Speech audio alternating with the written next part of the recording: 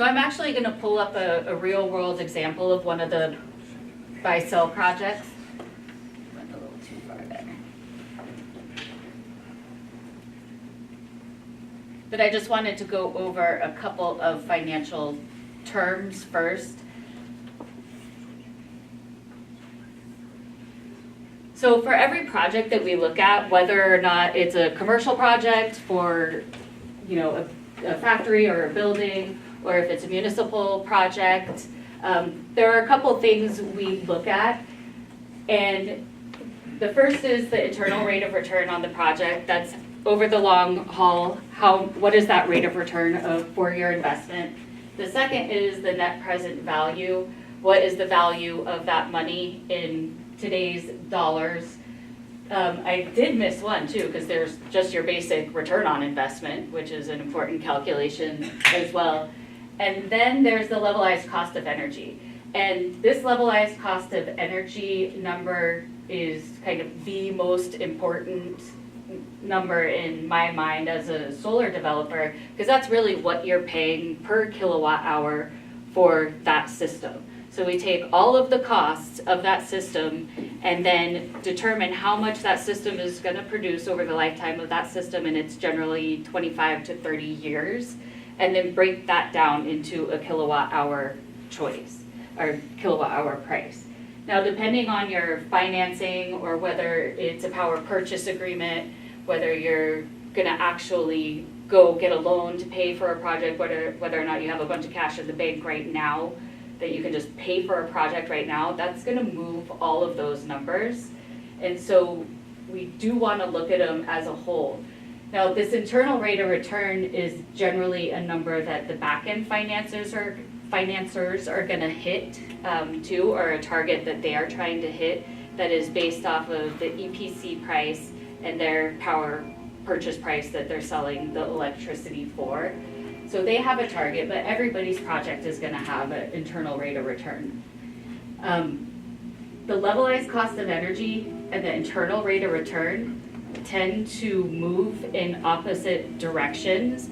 So if you end up financing a project for the long term over 10, 15, 20 years, you get a higher internal rate of return, but your levelized cost of energy goes up. If you spend a bunch of money today and own that system outright for day one, you're going to have a super, super low levelized cost of energy, but your internal rate of return on a project may not be as high. So it just depends on what kind of financial return you're looking for as a city. As you know, Nebraskans tend to like ownership of things, and the Nebraska municipalities actually have a lot more cash than in some parts of the world, which is a really good thing because it means you guys are all doing something right. So whether or not you own the system or whether or not you want a community solar system that you don't have to put any capital in up front is just going to depend on which of these kind of financial drivers you like the most. Does that make sense? Am I talking a foreign language? Well, you know, I think it's important. Sure. I think one of the questions, at least that I would have looking at this, would be, how do you know when you're doing your models, how much power you can expect that system to produce and how accurate your numbers would be over time? Yes, I will go into that when we show the model. There are actually a lot of different modeling tools out there. Some are very, very generic. Like you can go on a website called PV Watts and plug in a system size and your location and get a projected output. Those don't take into account specific equipment. We have different modeling software that we use where I can say I'm going to use this exact module and this exact inverter, and I know that my transformer losses are going to be 1.5% and that my DC line losses are going to be this, and I can plug all those into to that specific modeling software and get a more accurate picture. And so as we go through that design and development process, we kind of start with this generalized idea of how much it's going to create, and then as we get to the end engineering, we have a pretty good idea of exactly what that system is going to produce. And as a contractor, I'm actually beholden with the finance company and the end developer to meet certain production models and as well. So that's something that we have to do. And generally, there's a system called PV-Syst, which is run after the engineering is done, that will give you all those calculations of exactly what that system should produce. You're always going to have weather. We could not have ever predicted that we were going to have an ice storm that took out our systems for 5 days. They skewed numbers. You know, this year on our systems, we had a really, really cloudy and rainy summer, or end of summer, it seemed. So we had some off weather patterns. Those are going to have effects. When the farmer takes down a 34.5 line, you know, that's going to have an effect on our overall production numbers and what we're going to be meeting as well. So there's always going to be circumstances you can't predict, but in general, we pretty much know what that system should be producing.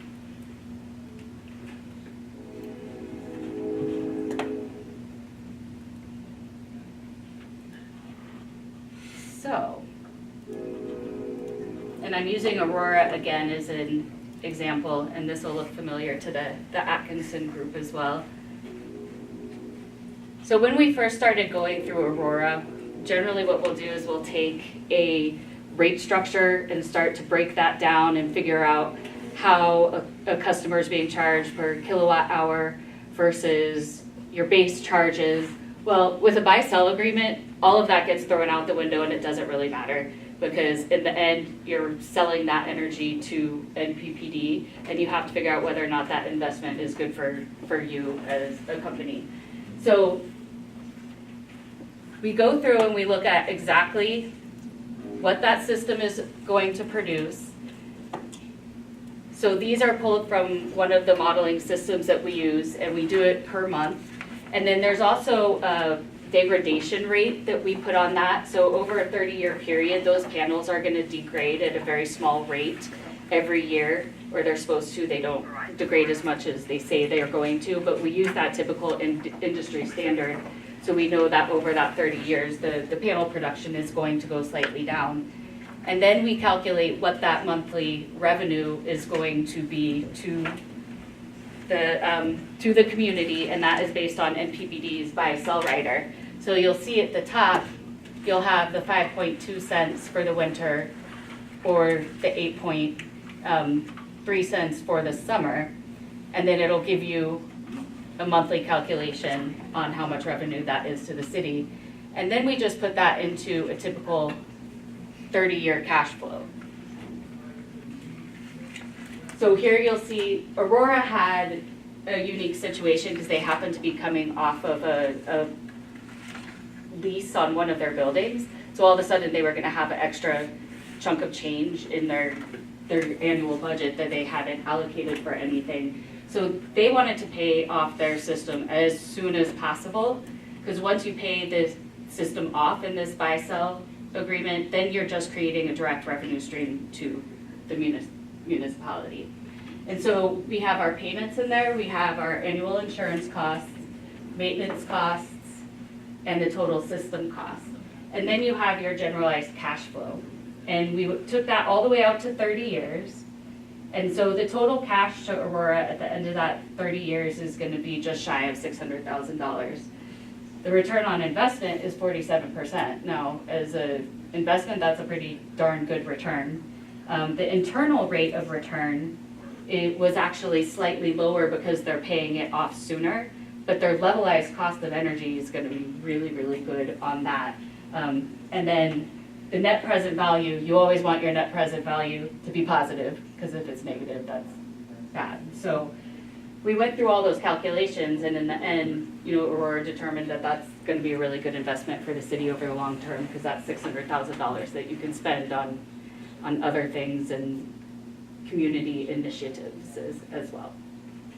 Questions so far?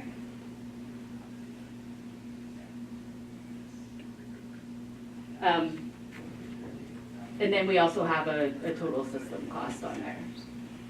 So that's kind of the basic of the buy-sell. And when I think about the two different types of project structures, I think of the MPPD community structure as being something that you can offer to your community so that they can purchase, or you can offset some city usage through that as well. With this buy-sell rider, it's basically putting a revenue stream in place for the city.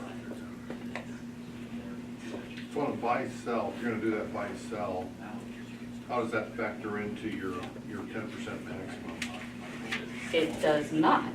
Does not. As long as it's hooked up behind the meter, it doesn't count towards your qualified local generation. So you can do both So, if you'd like. so then the decision, I just figured in my head that I would figure a base load at my wastewater plant, just build a base load, but I can build more than the base load if you're buy it then in this model. There are some rules, we can't like super oversize the system, so we have to figure out exactly what you're using, and we wouldn't be able to like, you know, add extra on there. So we'd have to size it perfectly so it's not overproducing and just offsetting that base load, or else they will count it towards your 10%, but we can work directly with the account rep and, So then what's, I don't see the base, I don't see this buy-sell then, I don't understand that, because if I'm designing the base load, I'll never have anything to sell you. it doesn't go away. The way that they meter it, they're still metering your consumption on that plant, and then they're metering your production. And so you're still buying energy from them on that plant, and then you're selling energy from them on the solar. And then they offset those calculations with credits on your bill. So it's more of a billing mechanism than actually feeding the system into the building. Like with Aurora, we really were feeding the energy into that building, but they're really creating a billing mechanism for you. Does that make sense, Steve, I think so. how that works? And buy-sell isn't just for municipalities either, so the lease payment is protected in the buy-sell arrangement as well. Customer's still paying 100% of their load, and then we're paying for the production. And we can have, there's commercial entities can do a buy-sell as well. So when we're behind the meter, we're talking buy-sell. Correct. Yes, if it's over 25 kW, which, you know, anything like a treatment plant is always gonna be a substantial size.